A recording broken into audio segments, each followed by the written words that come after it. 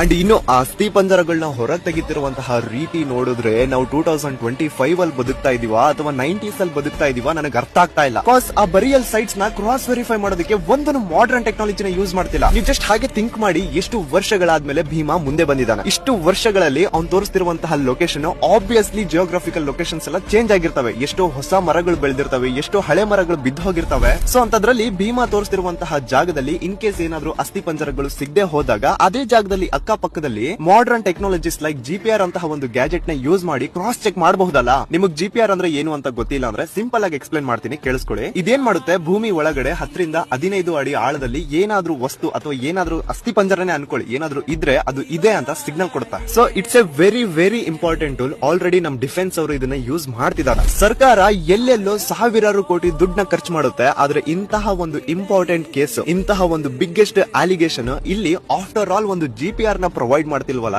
ಏನ್ ಹೇಳ್ಬೇಕು ಇವ್ರಿಗೆ. ಪ್ರತಿ ಒಬ್ರು ಕೇಳ್ತಾ ಇದಾರೆ, ಯಾಕೆ ಜಿಪಿಆರ್ ನ ಏನು ಯೂಸ್ ಮಾಡ್ತಿಲ್ಲ, ಯಾಕೆ ಮಾಡರ್ನ್ ಟೆಕ್ನಾಲಜಿನ ಯೂಸ್ ಮಾಡಿ ಕ್ರಾಸ್ ಚೆಕ್ ಮಾಡ್ತಿಲ್ಲ. ಸೊ ನೀವು ಧ್ವನಿ ಎತ್ತಿ ಪ್ರತಿ ಒಬ್ರು ಗವರ್ಮೆಂಟ್ ಅಫಿಷಿಯಲ್ಸ್ ನ ಟ್ಯಾಗ್ ಮಾಡಿ ವಿ ನೀಡ್ ಜಿಪಿಆರ್ ಅಂತ ಬರ್ದ್ ಹಾಕಿ. ಇನ್ ಕೇಸ್ ಇವರು ಇದೇ ರೀತಿ ತನಿಖೆನ ಮುಂದುವರೆಸಿದ್ರು ಅಂತಂದ್ರೆ ಏನು ಸಿಗಲ್ಲ. ಸೊ ಎಲ್ಲರೂ ಇದ್ರ ಬಗ್ಗೆ ಚೂರು ಧ್ವನಿ ಎತ್ತಿ ಅಂಡ್ SIT ಟೀಮ್ ಅವ್ರಿಗೆ ಚೂರು ಟ್ರಾನ್ಸ್ಪರೆನ್ಸಿನ ಮೇಂಟೈನ್ ಮಾಡಿ ಅಂತ ಕೇಳಿ.